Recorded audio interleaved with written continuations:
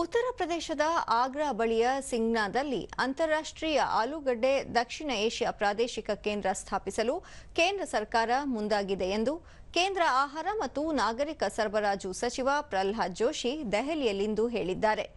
ಪ್ರಧಾನಿ ನರೇಂದ್ರ ಮೋದಿ ಅವರ ಅಧ್ಯಕ್ಷತೆಯಲ್ಲಿ ನಡೆದ ಸಚಿವ ಸಂಪುಟ ಸಭೆಯಲ್ಲಿ ಕೃಷಿ ಮತ್ತು ರೈತ ಕಲ್ಯಾಣ ಇಲಾಖೆ ಸಲ್ಲಿಸಿದ ಪ್ರಸ್ತಾವನೆಗೆ ಸಚಿವ ಸಂಪುಟ ಒಪ್ಪಿಗೆ ನೀಡಿದೆ.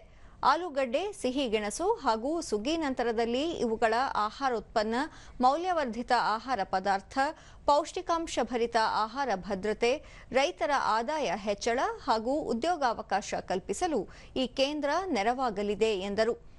ಅಂತಾರಾಷ್ಟ್ರೀಯ ಆಲೂಗಡ್ಡೆ ಪ್ರಾದೇಶಿಕ ಕೇಂದ್ರ ಸ್ಥಾಪನೆಯಿಂದ ಕೃಷಿ ಮತ್ತು ಆಹಾರೋತ್ಪನ್ನ ವಲಯದಲ್ಲಿ ಹೂಡಿಕೆ ಆಕರ್ಷಿಸಲು ನೆರವಾಗಲಿದೆ. ದೇಶದಲ್ಲಿ ಆಲೂಗಡ್ಡೆ ವಲಯದ ಸ್ಥಾಪನೆ, ಆಹಾರ ಸಂಸ್ಕರಣೆ, ಸಾರಿಗೆ, ಮಾರುಕಟ್ಟೆ ಇತ್ಯಾದಿ ಕ್ಷೇತ್ರಗಳಲ್ಲಿ ಉದ್ಯೋಗ ಸೃಷ್ಟಿಸಲಿದ್ದು, ಈ ಹಿನ್ನೆಲೆಯಲ್ಲಿ ಕೇಂದ್ರ ಸರ್ಕಾರ ಮಹತ್ವದ ಹೆಜ್ಜೆ ಇಟ್ಟಿದೆ ಎಂದು ತಿಳಿಸಿದ್ದಾರೆ.